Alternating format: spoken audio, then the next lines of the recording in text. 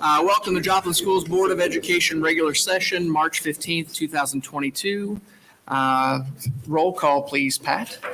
Sheriff Vermont. Here. Dr. Joseph. Here. John Hurd. Here. Riley Hartwell. Here. Brent Gordon. Present. And Jeff Coates. Present. Would you all please stand and join me in the Pledge of Allegiance? I pledge Allegiance to the flag of the United States of America and to the republic for which it stands, one nation under God, indivisible, with liberty and justice for all. the tear off of existing damaged roof structure and re-roof at Jung for the press box. Make a motion to approve the agenda as revised. Okay. Thank you, Riley. Thank you, Mike. Any discussion? Please vote. Yes. Yes. Yes. Yes. Yes. Yes. Okay, motion passes. Thank you. All right, first up, we have celebrations. All right, let's start at the top. Okay. An armfuls of awards. Show choirs have wrapped up their competition season for the year. Joplin High School's Sound Dimension brought home an armful of awards. First place at 2 events. First runner-up, fourth runner-up, best ballad, best choreography and visuals, best male of solo for 5 consecutive events.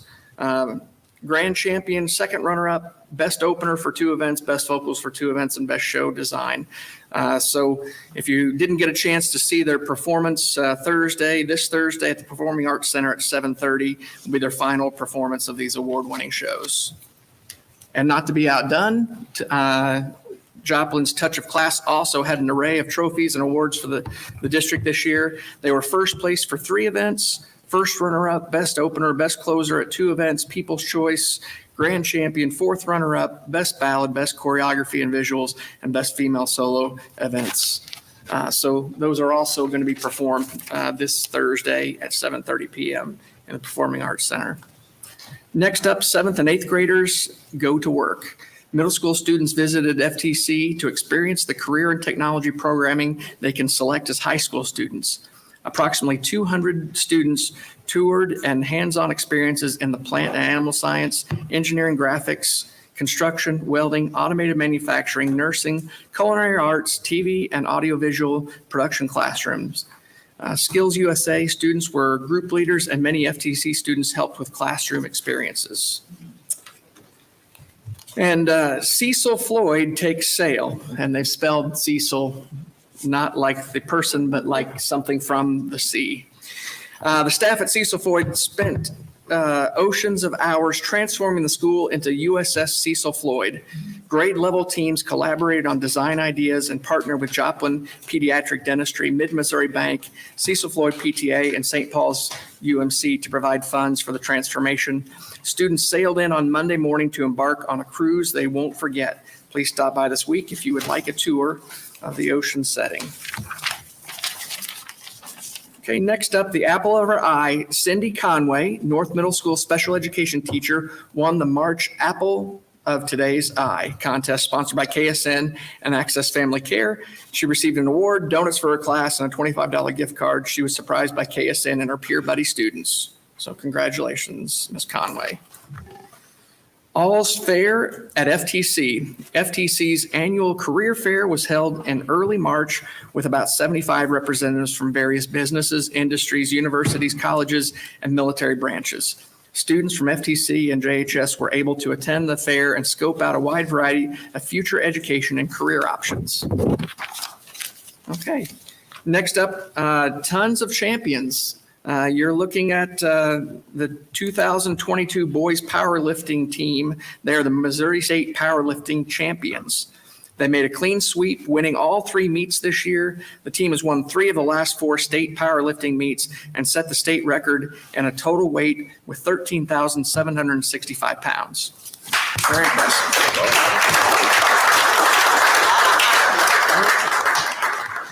Let's go to the next one, and it's the girl power. The Joplin Schools 2022 girls powerlifting team is Missouri State's powerlifting runner-up. The Ladies Eagles won their 2 previous meets this year and finished second in the state meet. They narrowly missed first place by 60 pounds. So congratulations there too. And I do have some individual awards to pass out to those teams. So if I call your name, please join us up here. We're going to take your picture, and then we'll shake your hand, and then we'll send you back. Let's go ladies first. Got Kylie Anderson. Is Kylie Anderson?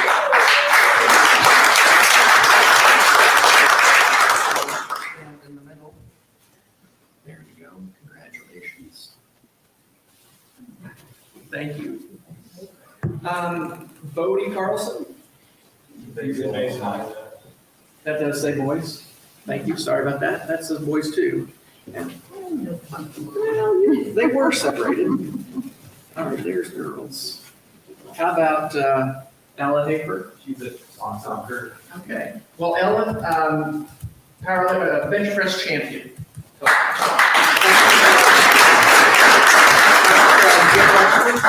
She's a soccer.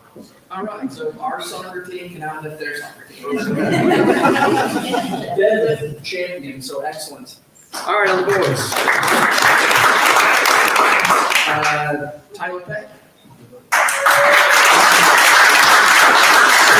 And bench press champion, 250-pound overall champion. All right, congratulations.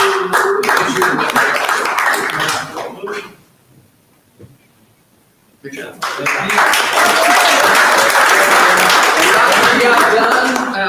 Brandon Peck.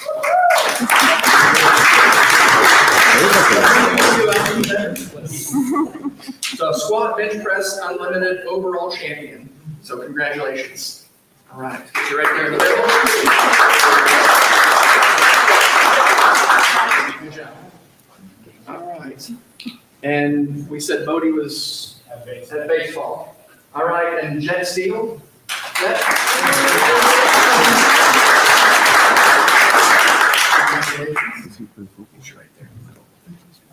This is a 2022 Boys State Powerlifting Champion deadlift.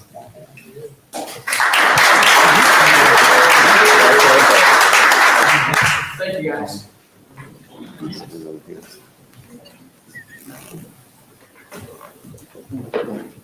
All right, excellent. All right, with all those celebrations, now it's time to turn over Superintendent's data report. Well, the first item that I have is continuing in the spirit of recognition. This is for board member service. Annually, we have an opportunity to appreciate our board members, and that is this month. And you will see that each of you have a little gift from the district, as well as I have certificates that have been sent to us by the Missouri School Boards Association. And it's proudly recognizing each of you with a certificate for dedicated leadership in public education and continuing service to the children of their community. So Derek was not able to be. He wasn't with able us to make it tonight? But I have one for Thank you. Mr. Jeffrey. Surprise. Coe, Thank you. Sherry Dermott, Thank you, doctor. Michael Joseph, and then coming around to the other side, Mr. Brent Jordan, Riley Hartwell, and last but not least, John Hurt. All right, congratulations, guys. Oh, they say some video. Okay, East Middle School, because each year our schools kind of take turns doing something special for you. So they have created a video that we want to show for you.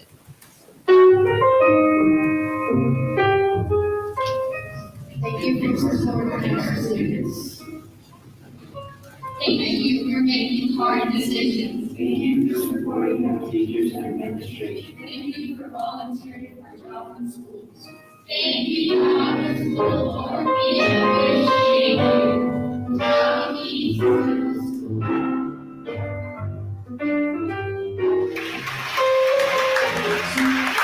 Good job, guys. All right. So good reminder of those that you serve. Exactly. Citizens Committee for Memorial Hall presentation. I believe you wanted to spend about 5 minutes or so of your time telling us about an important issue that's coming up.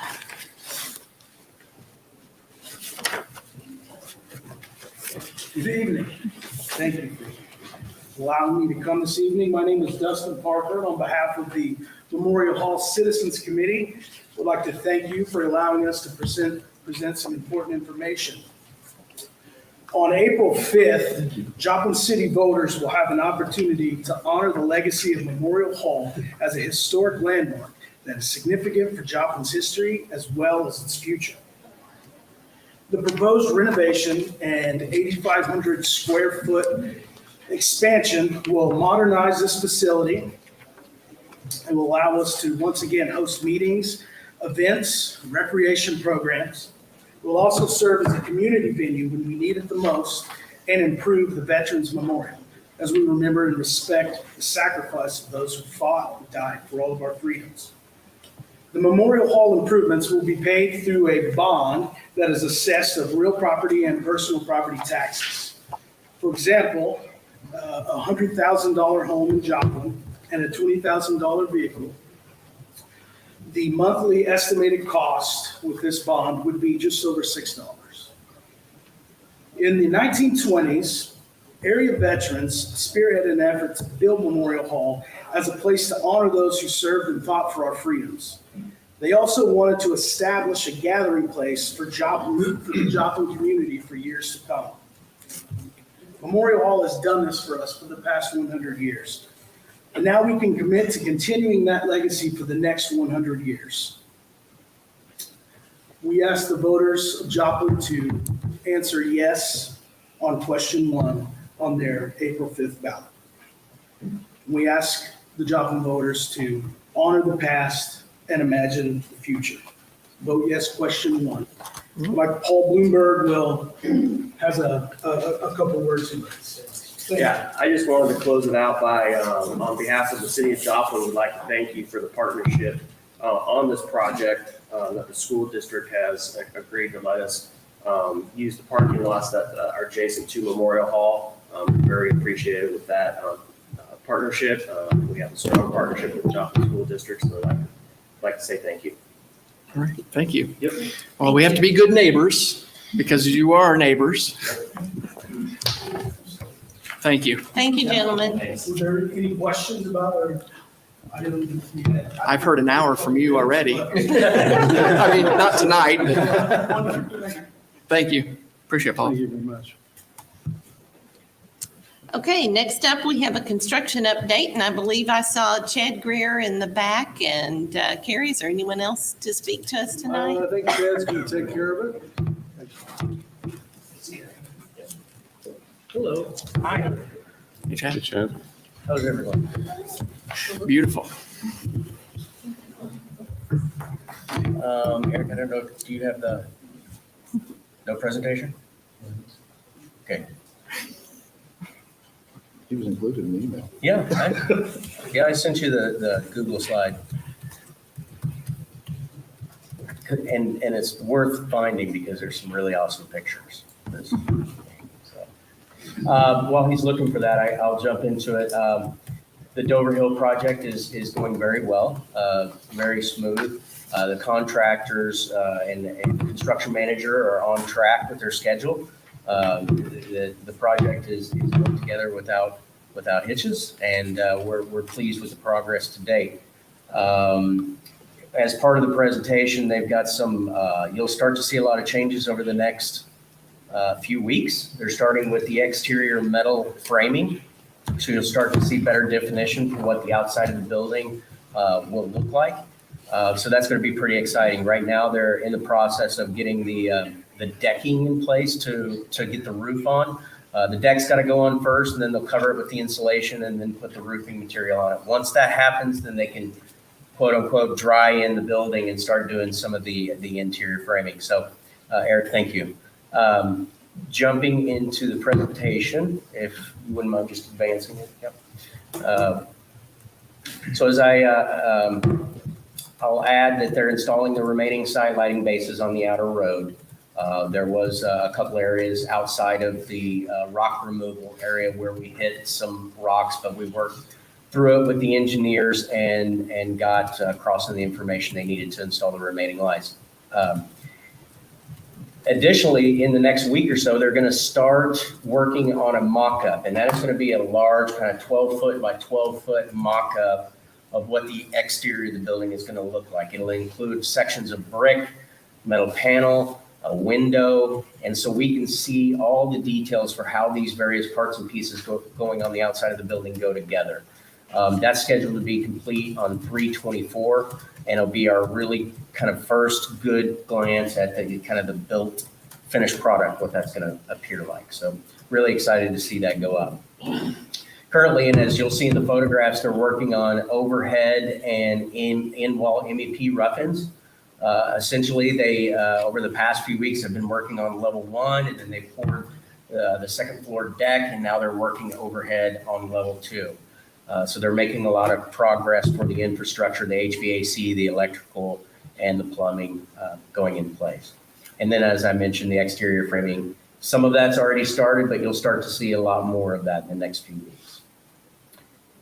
So here's some pictures. This is the entryway. You can see the kind of V-shaped columns on the left-hand side. That's the drop-off area. So this is kind of looking through the admin area. They haven't started decking this yet. Next slide. They got all the precast walls erected and shored up. They're setting and completing the joist installation, and that will allow them to do the decking installation on top of that. But as you drive, I'm sure as you drive on Main Street, you can see that it's looking really good. Another overall shot of the front of the building, and you can see on the left-hand side of the big picture there that you've got some of the exterior framing starting on that corner. So they'll slowly kind of work their way around the building.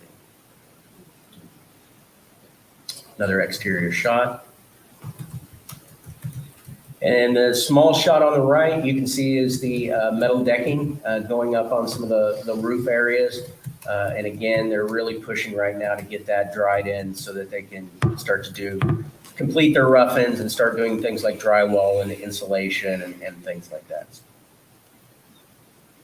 It's a shot of the roof section with the media center, and those are the windows that will allow natural lighting into the media center space. Second level, you can see that they're starting to put in some of the overhead mechanical ducts. And then obviously the lower level, they're further along. They've got interior framing started. They've got a lot of overhead rough-ins, electrical kind of in progress and moving along nicely on level 1. This is a shot inside the media center, and that was the roof shot I showed you earlier with those 4 windows and the decking. And that just gives you kind of a sense of the media center space, and you can really start to feel how exciting that space is going to be. Any questions? There's going to be a lot happening over the next few weeks, and keep an eye on it because you'll start to see it transform pretty quick. Well, Chad, last time, if I recall, Aaron had said he was there a couple weeks behind because he had some weather issues. Did you have any update as far as are they gaining on that? Are they still the same couple weeks? Where are they at with the overall schedule? Yeah, they mentioned at our last OAC meeting, because we always continue to monitor that at those meetings, and they are hopeful that they're going to be able to make up a large portion of those delay days. But right now, based on their overall schedule, they're tracking pretty well with where they kind of need to be in some of those benchmark milestones. I didn't get any feedback from Aaron before he left for vacation as to how many days they think they've made up, but certainly next week we have an OAC meeting at the site, and we'll be getting a schedule update from him at that time. Okay, great, thank you. Yeah. Chad, I didn't have a question, but more a comment. As we were coming back from the officer's funeral today off of Murphy, looking up toward that construction site, it's dramatic on any day, but today, the way Crossland had the crane situated with the police flag and in honor, it was a moving sight, and I appreciate that they honored our officer that way. That was really nice that they did that, certainly, and I'll pass that along to them, so thank you. All right. Thank you, Chad. Appreciate it. Dave got off easy. The next item we have is our health insurance and dental care reports. Shelley Toth. Okay, during the first 8 months of our year, we spent a little over 4.6 million of our 7.4 budget. So we're still kind of right on track, about 62%. Really, there's not any major changes that I saw in the health and dental fund this month, but I'd be happy to answer any questions. And our financials. On the financial statements, if you'll go to page 4, the condensed financial statement, you will notice we finally got our county money in. That always usually comes in during the month of February. And that is from, the bulk of that is all from our railroad and utilities collection, and then a few other just fees, fines, and forfeitures or stuff are in there. But it did come in a little lower than anticipated, but it's still not, wasn't down. It was down about 90,000. We did in prior years, for the last couple of years, we'd had part of our tax rate was going to the capital projects fund, which we would have. That railroad and utilities does get some of that capital projects fund, so we weren't able to recoup a little bit of that off of that. But anyway, it's still not a drastic change. You'll also notice the debt service fund on the expenditures. The bulk of all of our principal is due on March 1st, and then we pay interest in September and March. The bulk of that has come through. There was with the payment due March 1st. The Mohifa side, they drafted it out at the end of February, and the escrow account that we've been holding for the 2017 bond refinancing that was done on the 12 bonds that's callable, that will show up in March. That didn't come out of the account until March 1st. So that'll be another 13 million. But are there any questions? Financials? Looks like we're on target. All right. Thanks, Shelley. Okay. Next up, any public comments? No public comments. Okay. Would entertain a motion to approve the consent agenda. Motion to approve. Second. Thank you, Mike. Thank you, Riley. Any discussion? Please vote. Yes. Yes. Yes. Yes. Yes. Yes. That motion passes. Thank you. Now we're up to the regular agenda, the Clever Touch. Okay, so Eric can give you a little bit more detail, but we have been looking at different types of monitors and different types of, I guess for lack of a better term, interactive monitors is really what we're talking about. Things have changed over the last several years. We use different kinds of devices over the last several years, and we went to the throws, but at the elementary school, we definitely need something that's interactive for the students. And so would like to have Eric tell you a little bit about what has been selected and the involvement of staff and those kind of things, and the trial and error that's went behind it to look at the Clever Touch model for Dover. We were looking for a newer solution than the projectors because the bulbs end up costing a lot after we buy the initial projector. The interactive flat panels, they're supposed to last 10 to 15 years with no bulb replacement. So they're a couple $100 more on the front end a piece, but in the long run, we end up saving a lot more money with the interactive flat panels. And then with the interactive flat panels too, they have a 10-point touch, so 10 different hands can be touching it and doing stuff. So it allows more than just one student to be up at the board at a time. So we did, back last year, we brought in Smart, Clever, Clear, Promethean. And so we had, some techs look at it, a couple students and some incoming teachers. We had them all on display in the tech department, plus as well as demos down here in the boardroom for a group of people. And it was almost hands down, everybody really liked the Clever Touch. And so that's what we're trying to go with the district. We have some Prometheans in at Kelsey Norman, but everybody just really liked the Clever Touch. So that's what we're going to try to, that's what's that we're putting in Dover, and that's what, McKinley has purchased recently. And that's what we're going to look at, trying to replace our projectors with. Now, how many will be in each classroom? We don't have 38 classrooms, but There's one per classroom, and then there's some like in the media center, and then there's some for the cafeteria gym area. So when they're presenting in theirs, we'll have, and then there'll be like one or two on carts that can just be moved wherever it's needed. And do we have any learning parks? Probably learning parks too. We have those, those community spaces at the end of the halls. So that you could have, 2 classes or 3 in there if you wanted to, but you'd still have the opportunity to show something on it or interact with it. Very good. And this will fit into the technology's budget for the project. Okay. So this $94,000 will fit into his total technology budget for the Denver project. It's a lot. That's a plus. All With right. that, I will move to approve. How much is it? Thank you, Sherrick. Thank you, Mike, for the second. Any questions? Okay, please Well, vote. I have a Oh, question. you do have a question, okay. The bulbs don't cost $94,000, right? If you replace them all on the projectors. No, but if we have to replace the whole projector, that's what, Yeah, if but we're it's usually, outfitting Dover Hill, yeah, it's usually the bulbs though. But I guess what I'm trying to understand is what's the net delta between what was actually budgeted on this? Because you must have had the projectors in there to begin with, right? no. You didn't have anything in. No, we were planning on trying to move with the interactive platform. Okay, so what's the net difference from what the budget was?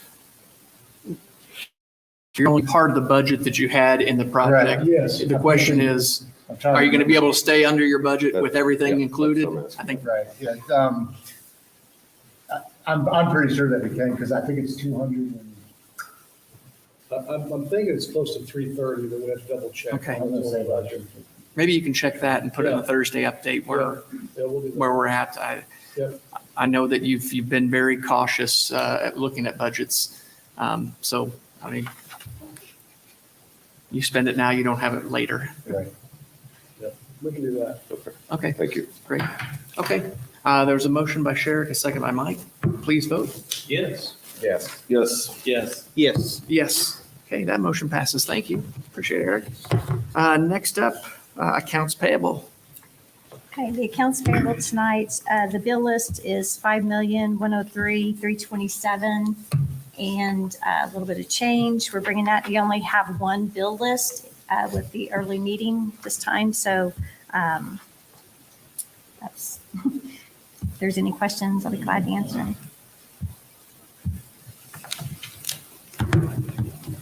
I move we approve payment of our bills. Second. All right, motion by Sherrick, second by Mike. Please vote. Yes. Yes. Yes. Yes. Yes. Yes. Okay, that motion passes. Next up, the bank depository bid. Okay, the Missouri statutes require school districts to rebid their financial depository services every 5 years. So we put out for bid first part of February. We sent to 6 local banks or area banks that are in Joplin, plus advertised on the website. We got 4 bids back. The bidders, we were asked to state the rate of interest payable based on the Fed funds rate. We had 2 of those bids that stood out from others based on the rates and the fees that they were charging on all of the different activity each month. That was UMB and Arvest. And Arvest, their rate was 0.25 of fixed rate for 5 years, a flat fixed rate. And UMB was offering 65% of the Fed funds rate plus 0.03%. So I kind of went out and, the 12 major banks this year are forecasting a rise in interest rates. So even a 0.25 basis points of rates would make UMB's higher than Arvest. Arvest was offering a cash sweep on some of their deposits. But again, I think the overall rate that UMB, I think we're already with UMB. We wouldn't have to change our checks or anything like that. So I think the continuity of that would serve us well. And just the 0.25 basis points would be an additional $13,000 on our balances at the end of January. So that's a considerable amount on a monthly basis. So we are recommending to stick with UMB as our bank depository. I make a motion to approve, or accept the bid of United Missouri Bank for the school district's bank. All right, motion by Riley. Second. Second by John. Any discussion? I would like to thank the banks for offering this bid. It's very nice to see that we've got somebody offering a competitive bid that was a flat rate for 5 years. I appreciate why administration is making the recommendation that it is. That's all I've got to say. I appreciate Arvest coming in and Yes. trying to help. Yeah, and I mean, all of them, they do have to pledge funds for all of our deposits. So that's a considerable amount of money that they would have to have set aside for pledge deposits. So yes, we do. We are very appreciative of all of that. All right. Any other discussion? Please vote. Yes. Yes. Yes. Yes. Yes. Yes. Okay, that motion passes. Thank you. Next up, the front line time and attendance. Yes, and if I can find my. And I guess you're solo on this one. notes. Yeah, I am. Justin is not here tonight. And on the front line, and I can't even find my, well, anyway, we've been with Time Clock Plus for the past, since 2016. And they started off with, their rates were around a little over 15,000. This past year, we saw an increase of their rates of 43%, and plus their service has declined dramatically. They've lost some of their key employees, and it seems like when we have an issue with even pulling reports or throwing errors, we struggle, for over a day or two with getting any feedback from their service department.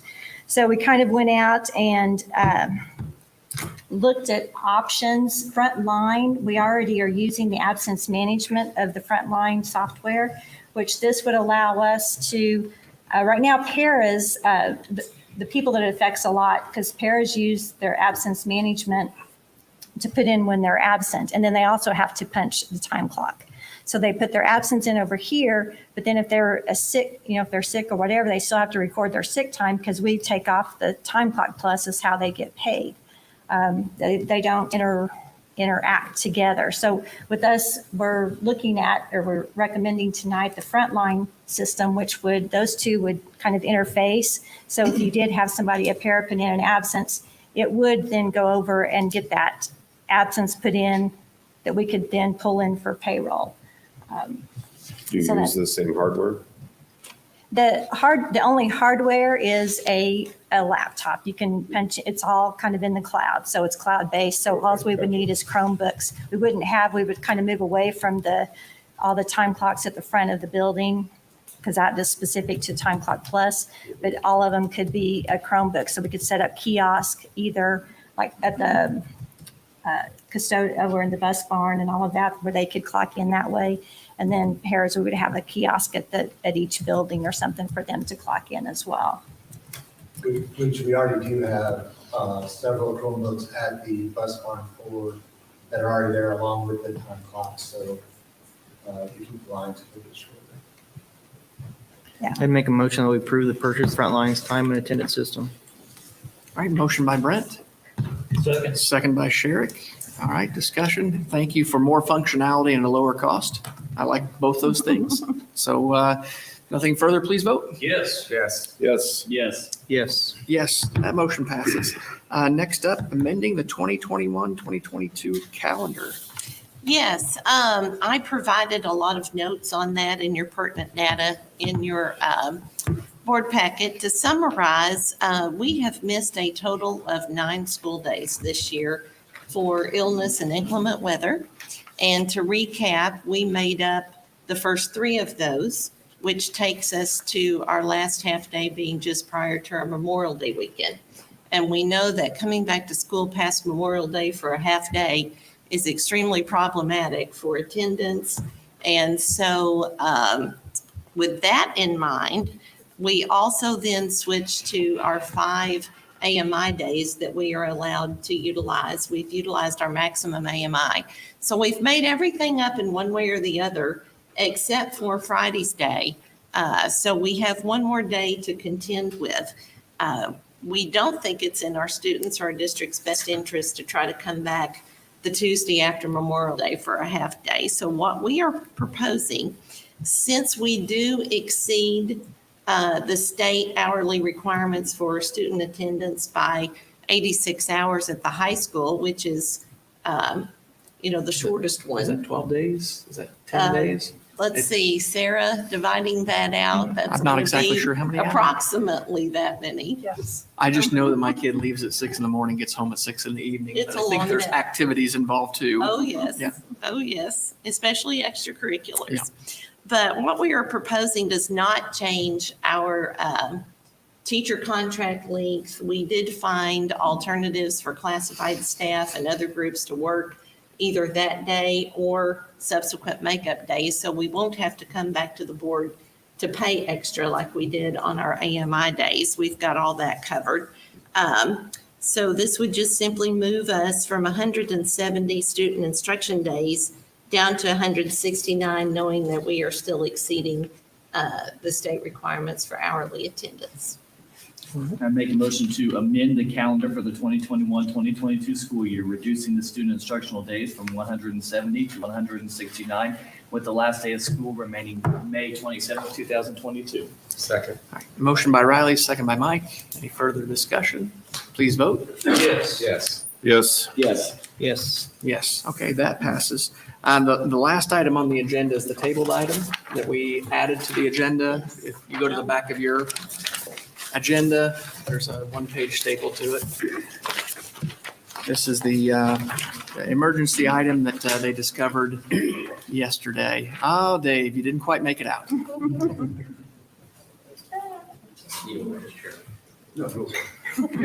doesn't want the hot seat. First of all, let me apologize to you. We did a construction update for Dover Hill, but we did not continue to have one for the Jung Stadium press box. So we will try to rectify that situation for you at the next board meeting so that you can have pictures and see our progress there as well. So if you have driven by, there is quite a bit going on there.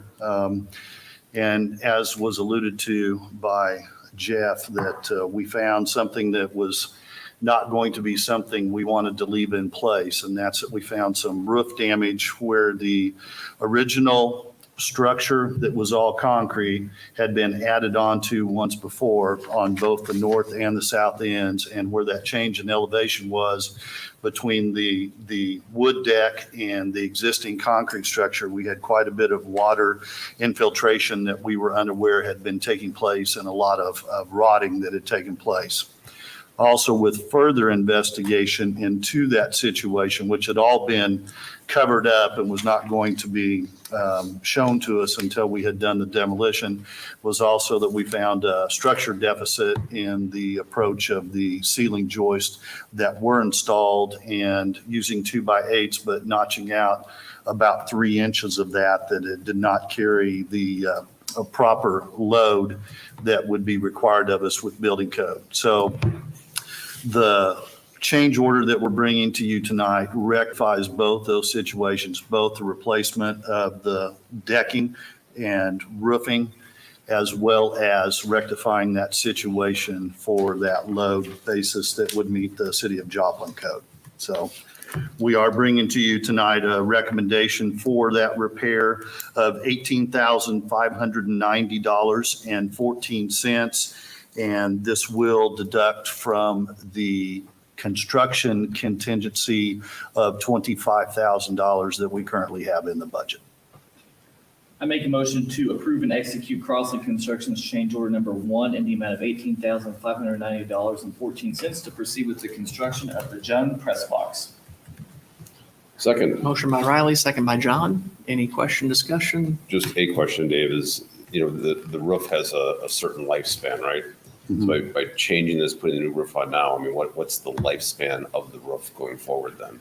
The lifespan with what we're going to put on is covering over with, you have the concrete structure, and we're going over that with spray coating and then TPO on the existing that we're doing. So I would look for a 25 to 30 year lifespan. Yeah, but normally 25, but I think that's a good point that, you're fixing an issue now and you get a 25-year lifespan going forward. So that's pretty cheap money when you look at it that way. Exactly.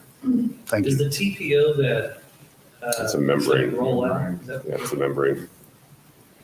That's very popular. Yeah, it's usually a white membrane. That's what we have chosen to use on most of our buildings, as well as Dover Hill.